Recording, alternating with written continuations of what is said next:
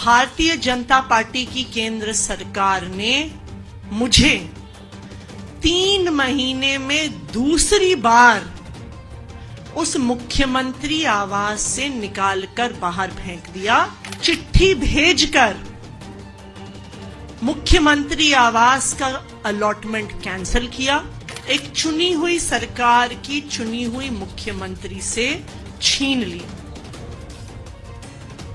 3 महीने पहले भी इन्होंने यही किया था। मुख्यमंत्री आवास से मेरा सामान, मेरे परिवार का सामान घर से निकाल के सड़क पे फेंक दिया था।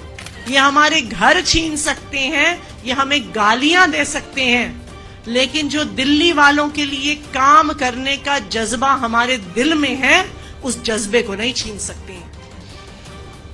मैं दिल्ली वालों को ये कहना चाहूंगी कि अगर जरूरत पड़े तो मैं आपके घर पे आके रहूंगी।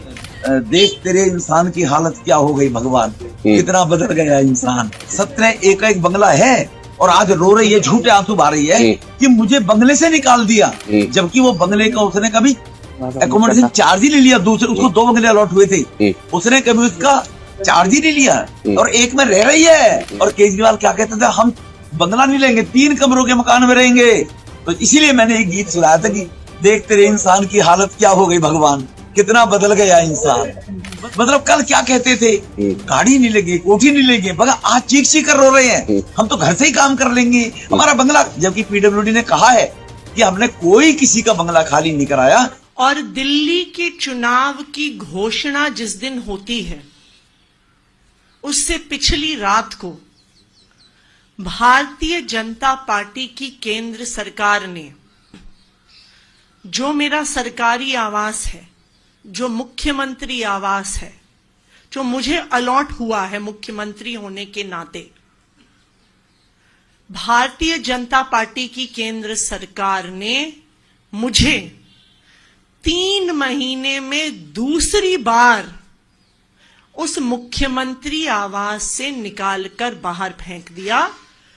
चिट्ठी भेजकर मुख्यमंत्री आवास का अलॉटमेंट कैंसिल किया और मुख्यमंत्री आवास एक चुनी हुई सरकार की चुनी हुई मुख्यमंत्री से छीन लिया।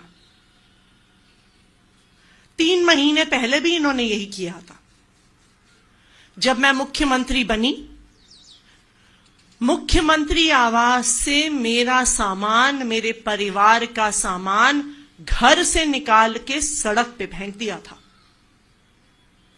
भारतीय जनता पार्टी को लगता है कि वो घर छीनने से, हमारे साथ गाली गलौज करने से, मेरे परिवार के बारे में निचले स्तर की बातें करने से, इनको लगता है कि ये हमारे काम रोक देंगे, जो हम दिल्ली वालों के लिए काम कर रहे हैं उस काम को रोक देंगे। लेकिन मैं दिल्ली वालों को ये बताना चाहती हूं कि घर छीनने से काम रुकेगा नहीं। ये हमारे घर छीन सकते हैं, ये हमें गालियां दे सकते हैं, लेकिन जो दिल्ली वालों के लिए काम करने का जज्बा हमारे दिल में है, उस जज्बे को नहीं छीन सकते हैं। मैं दिल्ली वालों को ये कहना चाहूंगी कि अगर जरूरत पड़े तो मैं आपके घर पे आके रहूंगी। अगर जरूरत पड़े मैं आपके घर में आके रहूंगी और आपके घर से दिल्ली वालों के लिए काम करूंगी, दुगनी स्पीड से काम करूंगी, दुगने जज्बे से काम करूंगी। भारतीय जनता पार्टी को यह बताने के लिए काम करूंगी कि आप हम पर कोई भी अत्याचार कर लीजिए, हमें कितना भी परेशान कर लीजिए, हम दिल्ली वालों के काम रुकने नहीं देंगे।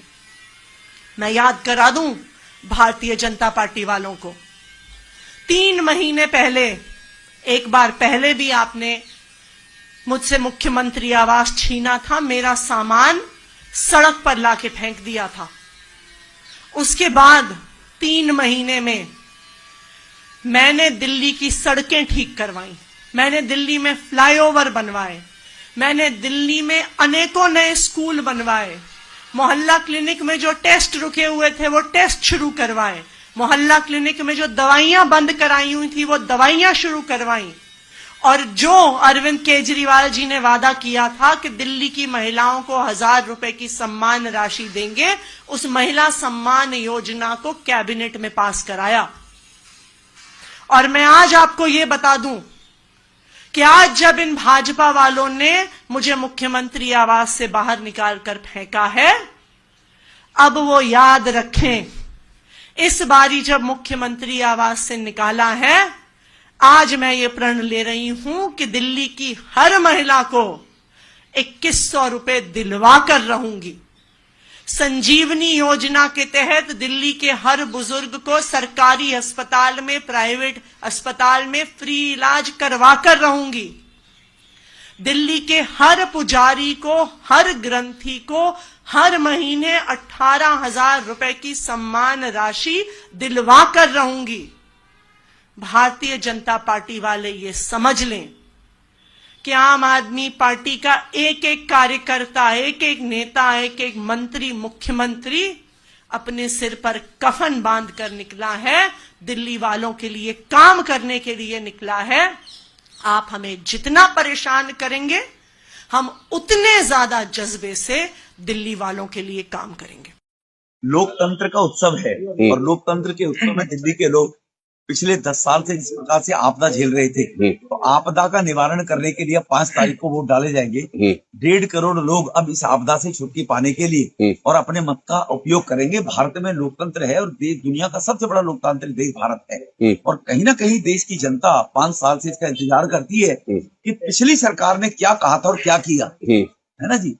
तो देख तेरे इंसान की हालत क्या हो गई भगवान, कितना बदल गया इंसान। जो इंसान कहता था मैं बंगला नहीं लूंगा, कोठी नहीं लूंगा, उसकी मुख्यमंत्री पे 17 एक बंगला है, और आज रो रही है, झूठे आंसू बहा रही है कि मुझे बंगले से निकाल दिया, जबकि वो बंगले का उसने कभी एकोमोडेशन चार्ज ही नहीं लिया। दूसरे उसको 2 बंगले अलॉट हुए थे, उसने कभी उसका चार्ज ही नहीं लिया, और एक में रह रही है। और केजरीवाल क्या कहते थे, हम बंगला नहीं लेंगे, 3 कमरों के मकान में रहेंगे। तो इसीलिए मैंने एक गीत सुनाया था कि देख तेरे इंसान की हालत क्या हो गई भगवान, कितना बदल गया इंसान।